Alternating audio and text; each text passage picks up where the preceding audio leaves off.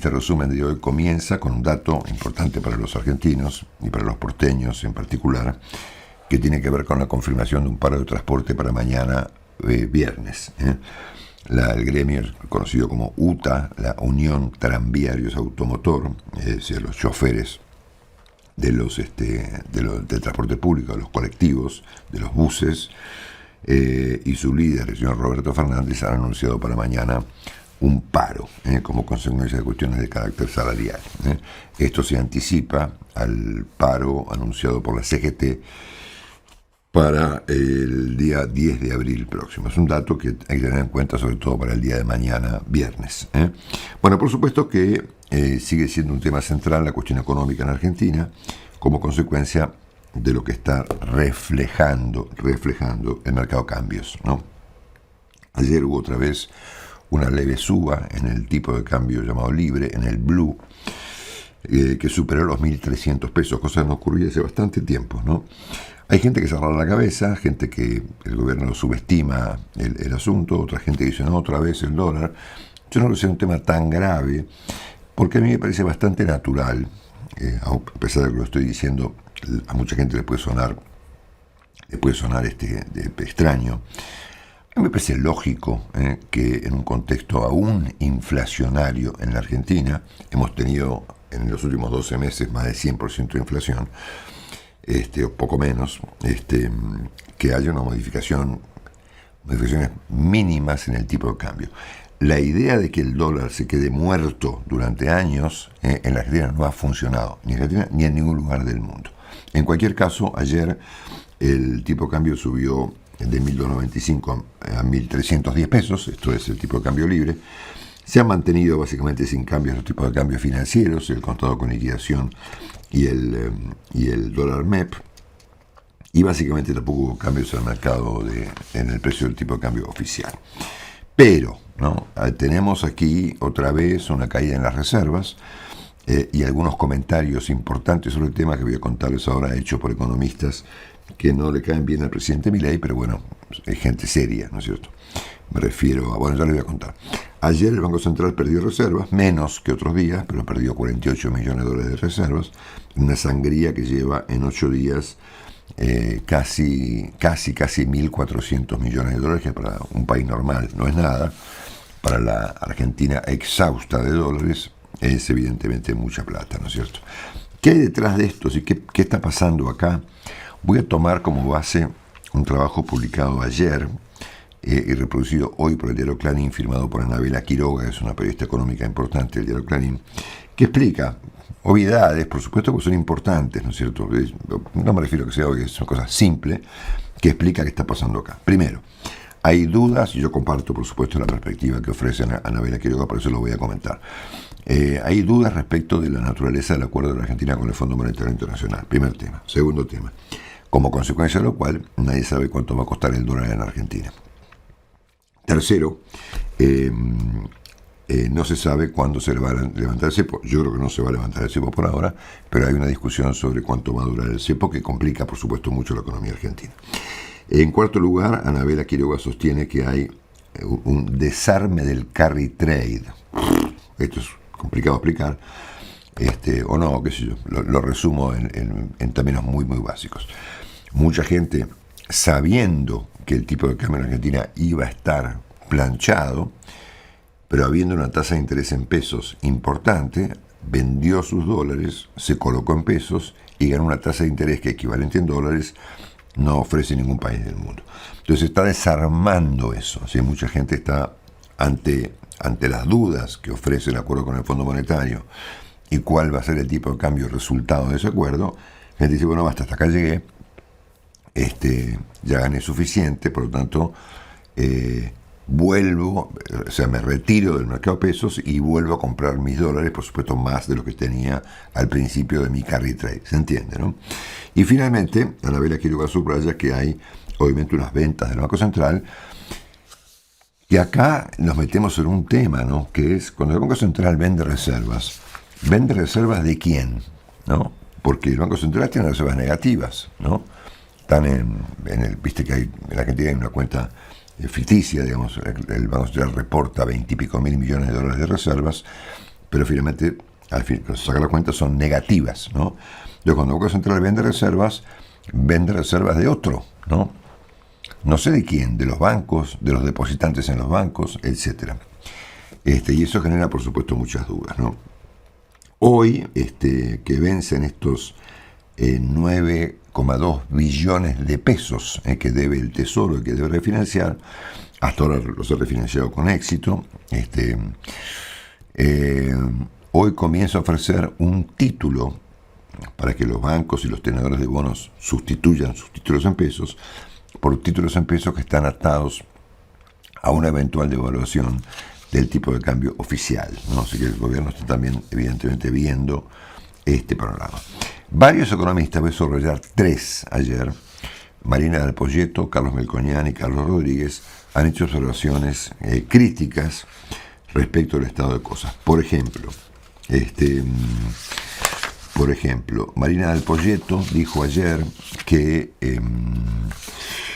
el gobierno abusó del ancla cambiaria y se asignó el Premio Nobel de Economía antes del tiempo. ¿Qué quiere decir abusar del ancla cambiaria? Quiere decir que el gobierno se pasó de rosca con la idea de el tipo de cambio fijo para atenuar o para contribuir a la baja de la tasa de inflación, y que esto está, por supuesto, hoy haciendo crisis. Carlos Melconian dijo que el régimen cambiario está en rojo, y cuestionó, por supuesto, la venta de dólares del Banco Central para mantener acotada la brecha, que está otra vez como en el 20% o algo menos. Y el doctor Carlos Rodríguez, que acompañó al presidente Milei al comienzo de su campaña, presentó también una perspectiva muy crítica respecto de la venta de reservas, ¿no? Así que bueno, ustedes lo habrán escuchado ayer seguramente, ¿no? El régimen cambiario, dijo Carlos Melconian, está en rojo. El Banco Central no puede continuar vendiendo dólares que no son de él, ¿no? Entonces, si los dólares no son del Banco Central, ¿de quién son? De la gente, ¿no? De las personas que depositan sus dólares en los bancos, ¿no? Bueno, esto por el lado complicado de la economía, ¿no? Que es el tema cambiario, esta discusión que hay respecto del régimen cambiario argentino a propósito de que todo el mundo supone que el Fondo Monetario le va a pedir a la Argentina alguna modificación en su política cambiaria como consecuencia del acuerdo al que se llegará en las próximas semanas, ¿no? El presidente dijo mitad de abril, así que bueno. Ayer se conoció, no está publicado hoy, creo, pero yo lo recibí anoche, el informe de Fiel. Fiel es una institución muy prestigiosa que en materia económica conducen Daniel Artana y Juan Luis Burr, comentando que la actividad industrial creció 3,5% en febrero de este año en la llamada comparación interanual y 0,6% respecto de enero. Dice que hay, a juicio de Fiel, una reactivación en materia industrial, pero cuando mira el informe por dentro, se encuentra con, claro, la recuperación no es pareja, ¿no es cierto? Y hay sectores que crecen mucho y sectores que caen mucho, ¿no? Entonces, en el promedio, Fiel dice, bueno, esto subió, respecto del año pasado, subió 3,5%. Pero ustedes fíjense que lidera el rubro autos, producción de autos con un aumento de prácticamente el 20%, después viene alimentos y bebidas, minerales no metálicos, son rubros muy específicos, ¿no? Petróleo, etcétera, están todos arriba de cero. Es decir, lo que más crece, miren, si lo puedo mostrar acá, ustedes pueden ver este grafiquito, esta línea que se ve acá arriba, esta que sobresale respecto al resto son los autos, la producción de autos, ¿no? Que es lo que evidentemente está impulsando la actividad industrial. Pero en el rubro caídas, también hay cosas significativas. Por ejemplo, metálicos básicos, papel y celulosa, insumos textiles, cigarrillos, insumos químicos y plásticos y metalurgia, todo eso está para abajo. En el promedio, y muy impulsado evidentemente por el tema de la producción de autos, la industria está en recuperación. Y también está en recuperación, dato de esta mañana, según reveló el Colegio de Escribanos de la Ciudad de Buenos Aires, la venta de inmuebles, que tienen que ver también, por supuesto, con los créditos y presumo que también con el blanqueo, ¿no? Febrero fue el mejor mes en materia de venta de inmuebles en los últimos 15 años. La venta de inmuebles estaba muerta con Alberto Fernández, no había crédito, bueno, etcétera. Eso se reactivó, así que es una buena noticia junto con la que está planteando Fiel. Por el otro lado, del lado de las cosas menos positivas, hay una consultora que se llama Bain & Company, que hace una medición en América Latina que se llama Consumer Pulse, que mide el consumo de los países, Colombia, Chile, Argentina, ¿no? Y está planteando que un 48% de los argentinos limitó la compra de alimentos, o sea, mitad de la gente limitó la compra de alimentos, no de entretenimiento, de comida. Un 39% limitó el consumo de indumentaria y un 32% limitó las salidas a restaurantes y cafeterías y cuestiones vinculadas al entretenimiento. El dato acá relevante que ofrece Bain & Company es el 48% de reducción del presupuesto en comida de los argentinos. Bueno, esto en cuanto a la economía, por supuesto lo más destacado, lo más importante, es la incertidumbre que rige en este momento como consecuencia de A ver, yo lo pondría así, ¿no? Es muy fácil decir, bueno, es el Fondo Monetario el que le pide a la Argentina que modifique su régimen cambiario para prestarle algún dinero o para refinanciar parte de su deuda. A mí me da la impresión, esto no es de ahora, sino de hace mucho tiempo, que el régimen cambiario argentino estaba agotado, ¿no? Así que hay visiblemente un nivel de tipo de cambio muy atrasado, frente a lo cual el gobierno dice, no es que el dólar esté barato, sino que están altos los precios, ayer lo comentábamos, ¿no es cierto? Y que las empresas y la producción tiene que ajustarse a ser más competitiva y bajar los costos, bajar los precios y ajustarse a un tipo de cambio alto, ¿no? Es decir, mejor dicho, a un peso sobrevaluado y un dólar bajo. Y es el Fondo Monetario que pone esto ahora sobre la mesa, y esto es lo que ha derivado en este nivel de certidumbre, que se superpone además con el hecho de que comienza en los próximos días el cronograma electoral, ¿no es cierto? Es la superposición de una discusión cambiaria con una cuestión electoral, es lo que yo creo que está haciendo un poquito de cortocircuito. ¿Hay algo acá para agarrarse la cabeza y tirarse por la ventana? No, pero hay una discusión importante respecto de finalmente cuánto vale el dólar en Argentina después de haber atravesado un periodo de mucha inflación con un tipo de cambio que quedó planchado desde hace prácticamente más de un año. Bueno, dicho esto, ayer hubo otra vez una marcha de jubilados. Recuerdan que ha habido, esto viene ocurriendo hace mucho tiempo, las últimas dos fueron las que generaron especial atención, de la anterior como consecuencia de la violencia y de la intromisión de violentos y de barras y demás, y la del miércoles pasado como consecuencia de que había una expectativa de que venía otra vez el fin del mundo en la Argentina. Bueno, por eso no pasó. Ayer una marcha, muy poca gente, y la ministra Bullrich volvió a aplicar su famoso protocolo antipiquete, generando algunos forcejeos y nada especialmente importante. Bueno, saben ustedes que hay una universidad en Argentina muy prestigiosa, que se llama la Universidad de Itela, que hace una medición mensual que se llama el índice de confianza en el gobierno, que se basa en ponderar, se lo voy a decir con exactitud, 5 aspectos de la gestión del gobierno argentino, en este caso el de Milei, lo hace mucho tiempo, ¿no? Y pone un puntaje y finalmente esto resulta, de estos 5 ítems que son puntuados, resulta de esto un índice que mide la confianza en un nivel de 0 a 5, ¿no?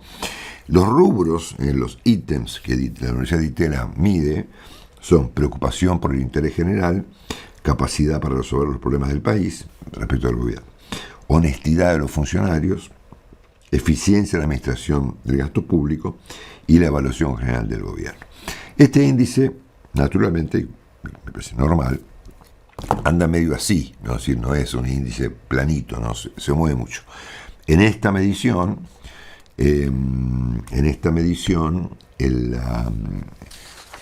la confianza en el gobierno del presidente Milei cayó por cuarto mes consecutivo para ubicarse en el 2,4%, ¿no?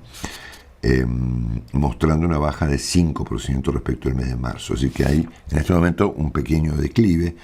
A mí me parece natural, por cierto, como consecuencia del paso del tiempo. Es decir, no necesito un gobierno que crezca todo el tiempo, ¿no? Si los gobiernos suben y bajan, bajan, suben un poquito, bajan.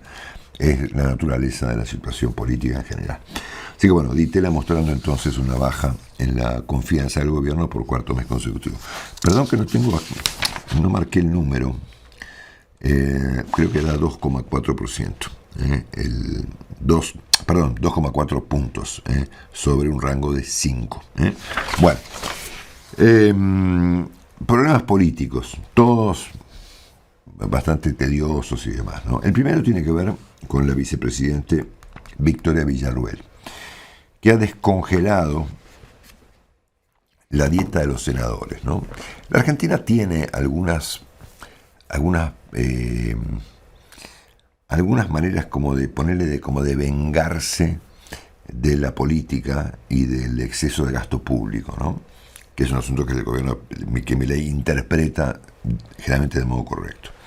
Y una de las cosas que nos enardece es que los legisladores se suman las dietas. Por supuesto que si uno mira esto en un número general, por supuesto no cambia mucho el nivel del gasto. Pero sí es comprensible que esto irrite a los argentinos como consecuencia de que un legislador gana muy por encima, o la señora Kirchner con su famosa jubilación de privilegio, muy por encima del promedio argentino. Entonces, la vicepresidenta Villarruel autorizó que las dietas de los senadores suban a algo más de 9 millones de pesos, ¿no? Asunto que, por supuesto, repito, irrita a los argentinos, que tomamos esto como una ofensa, digamos, como que la política, como que la casta, ¿no es cierto?, se coloca salarios muy por encima del promedio. Lo que me importa el caso no es esto, que es una cosa bastante obvia lo que estoy diciendo, sino la reacción que hubo anoche me parece interesante, qué sé yo, no sé,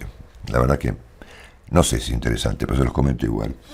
La reacción que hubo de parte del gobierno del presidente Milei, del mileísmo más puro, contra la vicepresidenta Villarruel por haber autorizado este aumento. Y me refiero a la reacción que tuvo la pintoresca diputada Lilia Lemoine, que apareció en la televisión planteando que esto era una cuestión directamente golpista, ¿no? Que era visible que la vicepresidenta Villarruel no era libertaria, y que ella estaba en un golpe que había fracasado contra el presidente Milei, y esto demuestra que es una hija de tal por cual, y le dijo de todo, ¿no es cierto? Bueno, nada, un dato, digamos, que aporta al hecho de que la distancia, evidentemente, entre el gobierno de Milei y su vicepresidente es la clásica que ocurre en la Argentina entre los presidentes y los vices, ¿no? Que con alguna contraexcepción siempre ha terminado a las trompadas. En el caso de Milei y Victoria Villarruel, antes de tiempo. Bueno, tenemos datos electorales que ocupan mucho espacio en la tele. Yo lo voy a súper resumir. El próximo 13 de abril comienzan las elecciones en Argentina, pongámoslo así.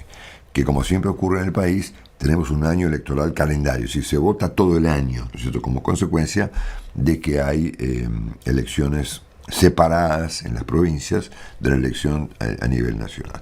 En este caso, es una gran macana lo que va a pasar, porque la provincia de Santa Fe está reformando su constitución. Básicamente, para eliminar una restricción muy sabia que aún se conserva en la Argentina en un par de provincias, Santa Fe y Mendoza, que es que el gobernador no puede ser reelecto de modo inmediato, ¿no? Bueno, el gobernador Puyaro ha impulsado esta reforma con el propósito básicamente de eliminar esta cláusula que impedía o impide la reelección del gobernador. Una pena, pero bueno, así las cosas, ¿no? Después viene la elección en la Ciudad de Buenos Aires, que va a ser el 18 de mayo, desdoblada la elección nacional, donde hay un gran lío, un gran despelote. Finalmente se va a elegir, ¿qué se elige en la Ciudad de Buenos Aires? al Consejo Deliberante, ¿no? A la legislatura porteña. Pero claro, acá hay una especie de test que todo el mundo mira como si esto fuera un indicador dramático de la situación del país. Esto es una gran exageración televisiva, pero bueno, ahí vamos. Faltan 3 días para el cierre de listas. Se han presentado ya las alianzas que han dado cuenta de que la Libertad Avanza y el PRO concurren a la elección por separado, y que dentro del PRO hay divisiones como la que presentó Rodríguez Larreta, que va por separado de su propio ex partido. Y hay, por supuesto, mucha inquietud respecto tanto de quiénes van a ser candidatos como de cómo están las encuestas, ¿no? Brevísimo resumen. Candidatos. Bueno, quién sabe, ¿no? En el caso del gobierno, del oficialismo de la ciudad, que es el PRO, aparecen nombres, por ejemplo, María Eugenia Vidal o Fernán Quirós, ¿no? Me pareció que hubo un dato ahí, porque Quirós, hace un par de días, Quirós no habla mucho, es un tipo muy serio, ustedes saben, es el ministro de Salud de la Ciudad de Buenos Aires, salió a responderle a Rodríguez Larreta cuando planteó esta cosa tan desagradable de que en la Ciudad de Buenos Aires había olor a pis, ¿no? Que a mí me parece que no hay, pero bueno, que eso fue lo que olió él, ¿no? Bueno, cada uno huele lo que le resulta de su olfato, ¿no es cierto? Bueno, entonces me pareció sugestiva la aparición de Quirós respondiéndole a Larreta, porque Quirós no habla todos los días y es una persona mesurada y demás. Bueno, así que podría ser Quirós o María Eugenia Vidal. En el caso del oficialismo, a mí los nombres que circulan no me cierran. Es decir, no me parece que el presidente Milei acepte que Federico Sturzenegger deje de ser ministro clave del gobierno, para ser concejal de la Ciudad de Buenos Aires, ¿no? No estoy subestimando el papel de un concejal, pues estamos hablando de uno de los ministros más relevantes del gabinete, o propio Manuel Adorni, ¿no? Que es el vocero, también el pintoresco vocero del presidente Milei, que tiene bastantes malos modos, ¿no es cierto? Así que bueno, veremos, de acá al sábado, ahí se van a conocer finalmente las candidaturas. Y en cuanto a encuestas, bueno, qué sé yo, pues, al momento no se tiene idea, ¿no es cierto? Hay 3 fuerzas que compiten, hay más, pero hay 3 centrales, que son el oficialismo, entonces el PRO, en la ciudad que está cuidando su bastión, ¿no es cierto? La Libertad Avanza, que desafía al PRO. Bueno, acá hay 2 grandes desafíos en la política argentina, con independencia de que nos entretenga el tema o no. La Libertad Avanza amenaza al PRO y Kicillof amenaza a Cristina Kirchner, ¿no? Que es una cosa, uno podría decir, bueno, es natural, ¿no es cierto?, que en la política ocurra que los que vienen detrás amenacen a los que están o estaban, ¿no es cierto? Bueno, entonces tenemos en la Ciudad de Buenos Aires al PRO, tenemos a la Libertad Avanza, que aspira a quitarle al PRO su bastión principal, y aparece el peronismo, con un candidato interesante, pero que es radical, ¿no? Que es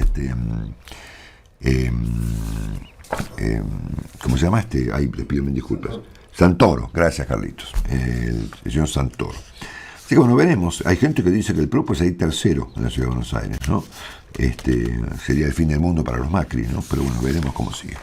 Bueno, temas escabrosos, voy ahí. Que se los resumo brevemente, ¿no? Uno es el caso de este tipo, Elías Pichirilo, ¿no? Este tipo que fue detenido es un tema tremendo, ¿no es cierto? Porque hay detrás de esta historia componentes muy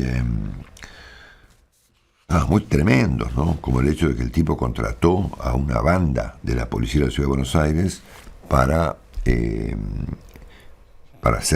enviar a la cárcel de manera aparentemente utilizando métodos incorrectos a un rival económico, ¿no?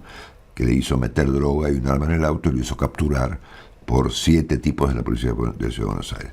Ayer declaró en esta causa un arrepentido, que inculpó al comisario Iván Carlos Elguero, jefe de delitos complicados de la zona norte de la Ciudad de Buenos Aires, delitos complicados que él debía combatir, pero que en realidad él, en vez de combatirlos, los ejercía, ¿no?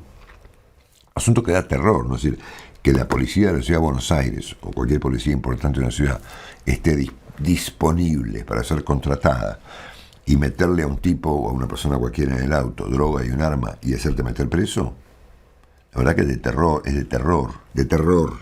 Bueno, y al mismo tiempo, detrás de esta historia de Pichirilo, hay gente que sostiene, entre ellos Carlos Pañi y otros analistas y investigadores, que detrás de esta historia está la política, ¿no? Porque Pichirilo se lo llamaba el rey del blue. Saben que el tipo trascendió como consecuencia de haber cometido evidentemente la equivocación de casarse y hacer una cosa muy pública y muy exhibicionista con Jessica Sirio, ¿no? Entonces, claro, finalmente todos los focos se posaron sobre un tipo que estaba en las penumbras, en los sótanos de la Argentina. Por lo tanto, mucha gente sostiene, Carlos entre otros, que detrás de este tipo está la política, con el negocio del blue. ¿Y qué es el negocio del blue?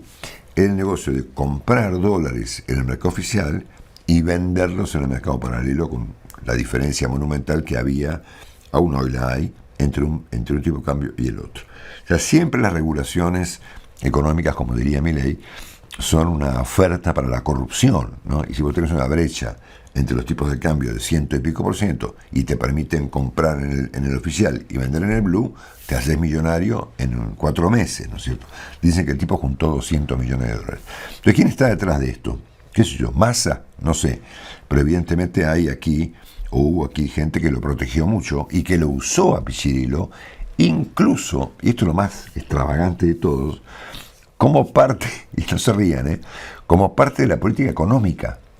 Porque, ¿se acuerdan cuando se hablaba de la intervención de manos amigas, ¿no? Es decir, de gente que de alguna manera intervenía comprando o vendiendo dólares en el mercado paralelo para hacer bajar su cotización durante la época, sobre todo, de Alberto Fernández. Bueno, este hombre era una de esas manos amigas, o sea que no solamente un delincuente, un estafador, un gángster, sino una persona importante en materia de política económica, ¿no? Porque este tipo regulaba el tipo de cambio, ¿no es cierto? No era una cosa de decir, bueno, el señor Pichirilo, ¿no es cierto?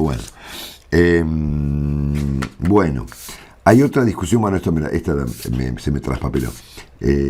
Vuelvo un poquito a la política. ¿Cuál es la discusión que hay entre Cristina Kirchner y Kicillof? Se la pongo en términos sencillos.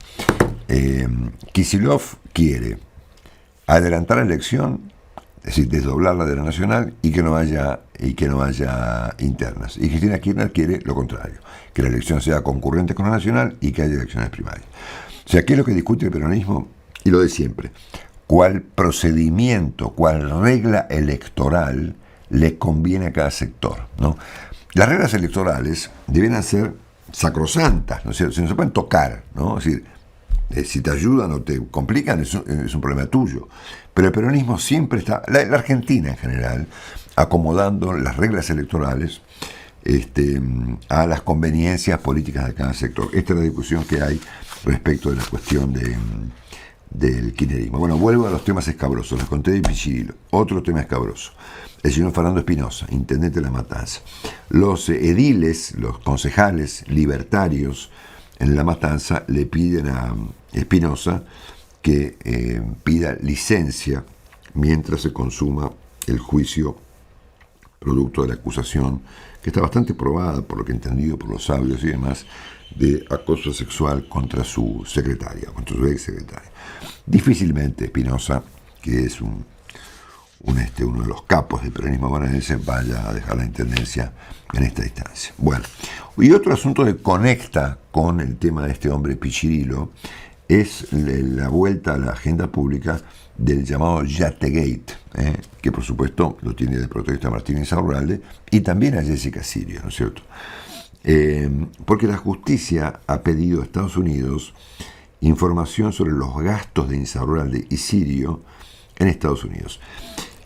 Durante la intendencia y la gestión de Insaurralde como jefe de gabinete de Kicillof, fue a Estados Unidos 66 veces. O sea, fue más veces que yo, que viví parte de mis últimos años en Estados Unidos. Y entonces hay una lista de hoteles y de la publica Clarín hoy, de alquiler de departamentos y de hoteles asombrosa, ¿no es cierto? El tipo pasó gran parte de su gestión como intendente, como jefe de gabinete en Miami. Y hay un acto, digamos, yo diría, creo que de ingenuidad de parte de mi querido amigo Daniel Santoro, que es quien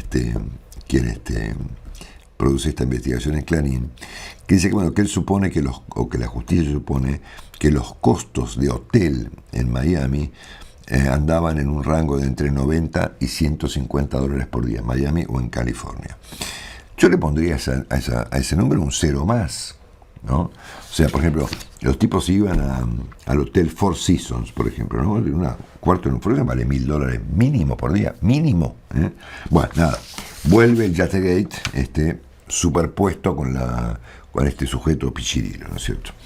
Bueno, y aquí aparece también en el rubro asuntos complicados la jueza federal de San Isidro, Sandra Arroyo Salgado, que investiga a los impulsores de la criptomoneda Libra y del escándalo llamado CryptoGate, y está buscando, obviamente intentando determinar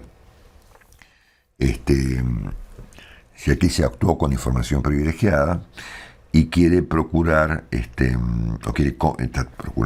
congelar las ganancias de $100 y pico millones o más que generaron estos tipos con esta criptoestafa. Un dato para tener en cuenta. Bueno, y me quiero detener en un punto que debía haber comentado ayer, pero no tenía ayer la información suficiente, y hoy creo que la tengo.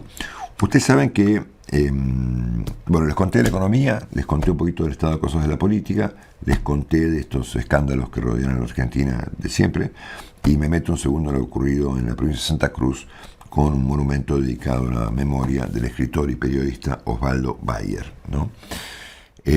Osvaldo Bayer fue el autor de un famoso libro que luego se volvió película llamado La Patagonia Rebelde, ¿no es cierto? El libro original creo que se llamaba Los Vengadores de la Patagonia, ¿no? O Los Vengadores de la Patagonia Trágica. Ese fue el título del libro de Osvaldo Bayer. Relató un incidente con unos anarquistas que fueron asesinados. Bueno, lo típico de la época, ¿no es cierto? Como ocurrió con la masacre de High Market en Chicago por el Día del Trabajo en Estados Unidos, o tantas veces que hubo en los años 20 revueltas que fueron reprimidas por fuerzas policiales o por fuerzas de seguridad, etc. O sea, nada que no haya pasado en la Argentina o en gran parte del mundo, inclusive civilizado, ¿no es cierto?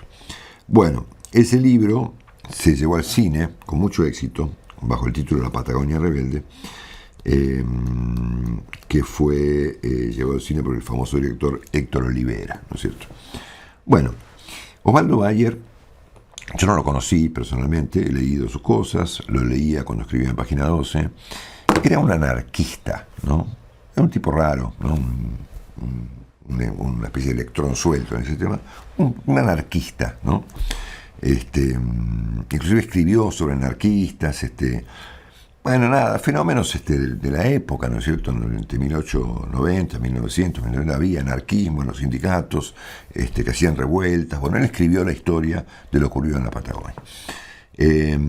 Y con independencia de que uno esté de acuerdo, ¿no?, con las ideas de Bayer, con su figura, o en su momento con su inclinación por el kirchnerismo, me parece que de ahí a derrumbar un monumento con una topadora, estamos entrando en un comportamiento que, como dijo, creo que fue la hija de Bayer, en un comportamiento talibán, ¿no? Cuando los talibanes derribaban los monumentos en Afganistán, para borrar el pasado, bueno, hubo una condena, por supuesto, de escritores, de periodistas, a la que yo me sumo, por supuesto.